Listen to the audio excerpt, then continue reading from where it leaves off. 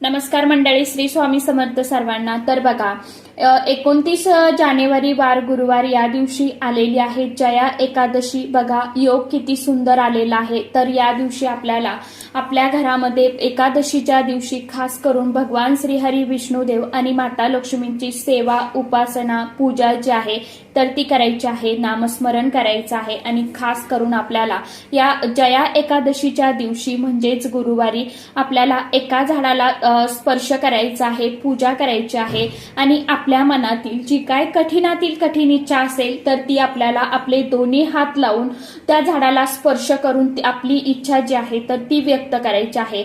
आता हे झाड कोणतं असणार आहे, हा उपाय आपल्याला कशा पद्धतीने करायचा आहे, कोणत्या वेळेमध्ये करायचा आहे याविषयीची डिटेल्समध्ये माहिती असलेला व्हिडिओ मी आपल्या चॅनलवरती अपलोड केलेला आहे।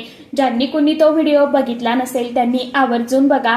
खाली तुम्हाला जो त्रिकोण दिसतोय ना त्या त्रिकोणवरती क्लिक करा, म्हणजे योग्य त्या व्हिडिओची लिंक मिळणार आहे। सर्वांना श्री स्वामी समर्थ।